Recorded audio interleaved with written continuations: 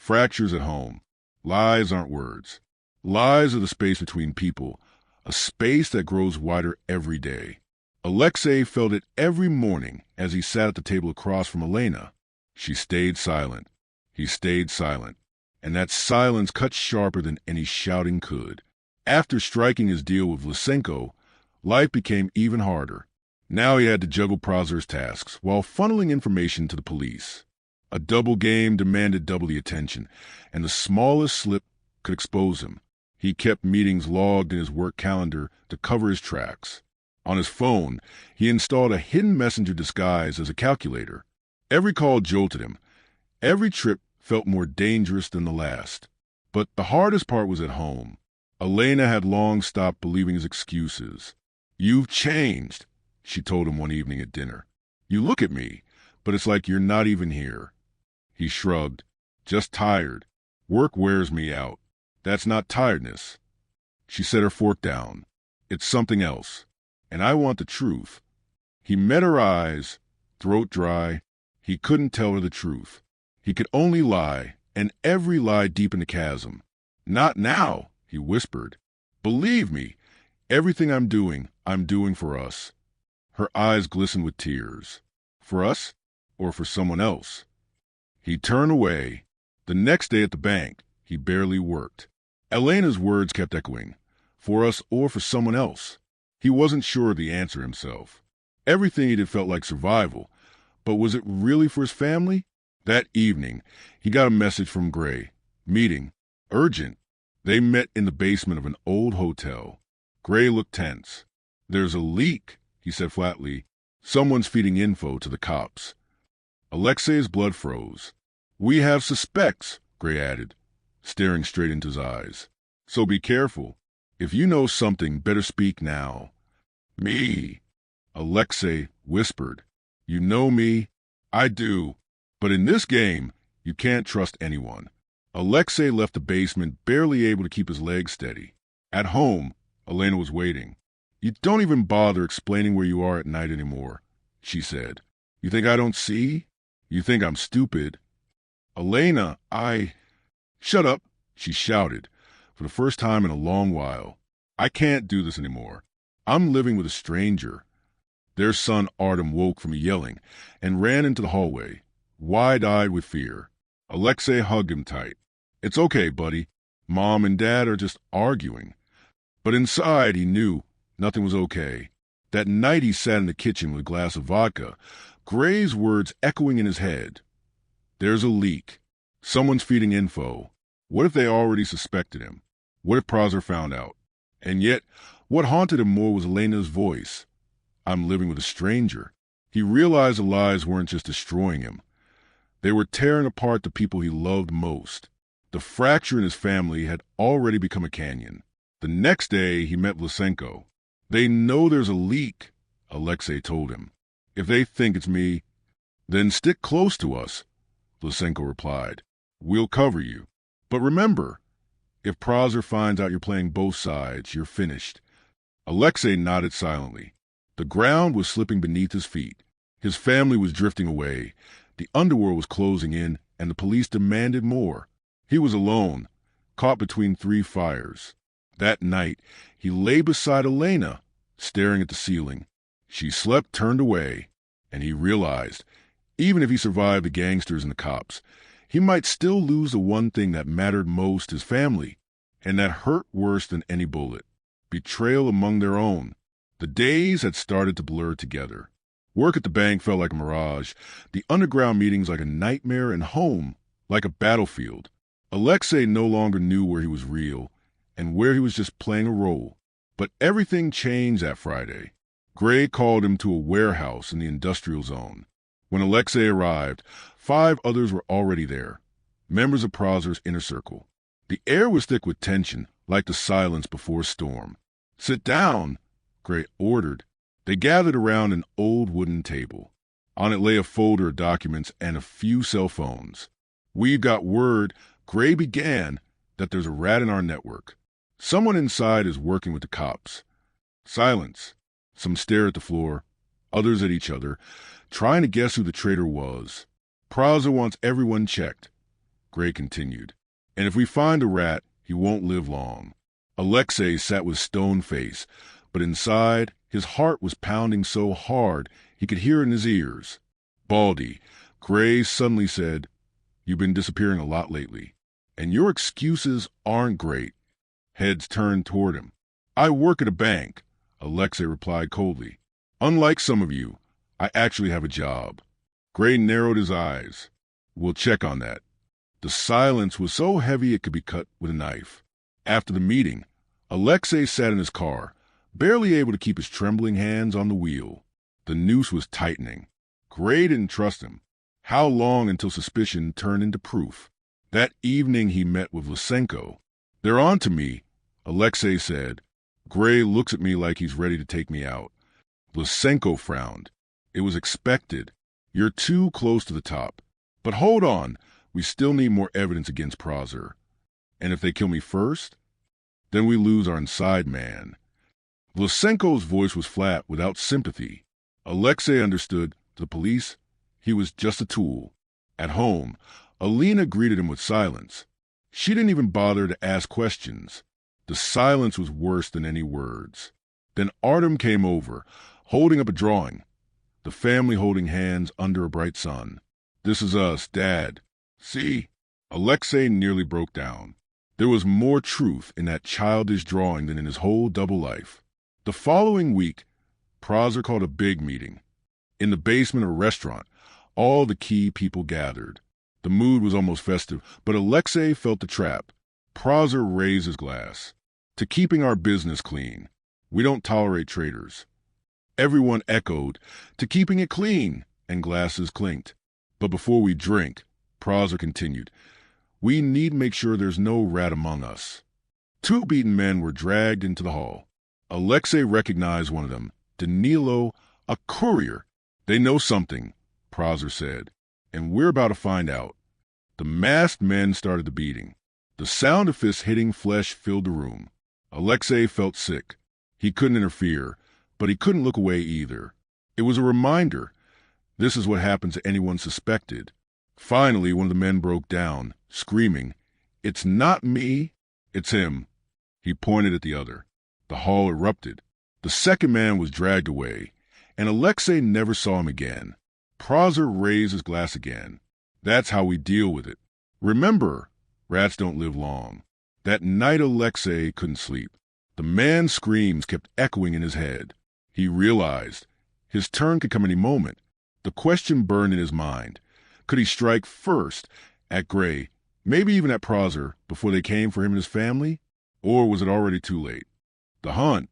When fear becomes constant, it turns into background noise like a TV left on. It never leaves, but you learn to live with it. That was Alexey's life now. Every morning he looked in the mirror and asked, "Will I make it through the day?" After Prozor's cleansing, the group's atmosphere grew darker. Conversations dropped to whispers. Everyone eyed each other suspiciously, searching for signs of betrayal, especially Alexey. Gray never let him out of sight. At every meeting, he sat across from him, unblinking, waiting for a slip-up. Once he even asked aloud, "Baldy, what do you do when you're not at work or here?"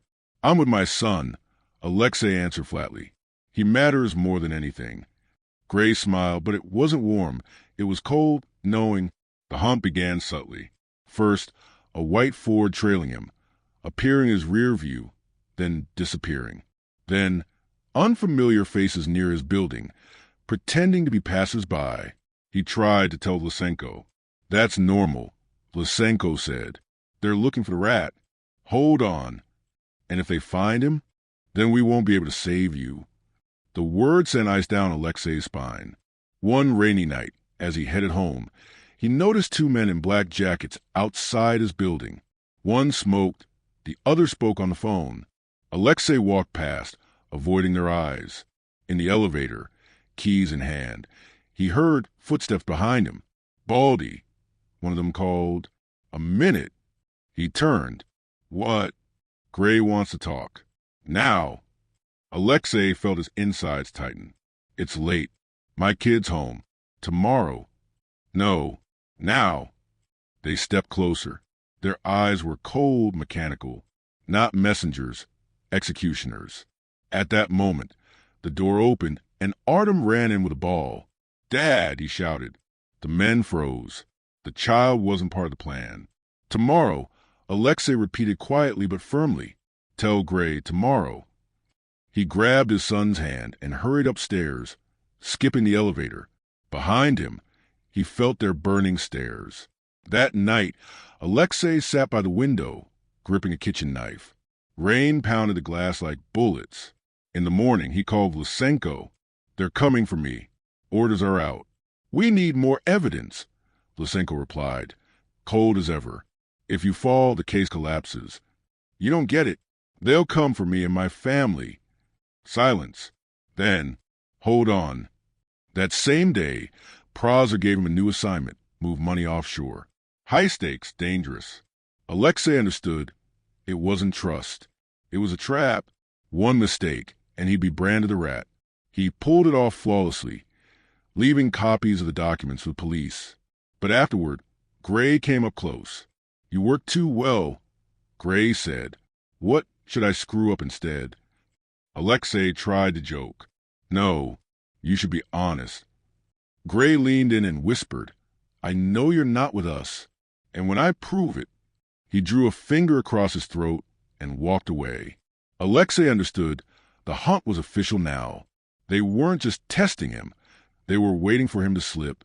That night, he packed a bag with essentials and hid it in the basement storage. If he had to run with his family, there'd be no time to pack. Alina looked at him, horrified. "Tell me what's going on." "I can't." "You're losing everything, Lisha. The family is falling apart. Is it worth it?" He had no answer. The next day, as he walked to work, the city felt empty. People were there, but every glance seemed aimed at him. Every look felt like a threat. His phone rang. Unknown number. "Baldy," Gray's voice said. "Tonight you and I talk.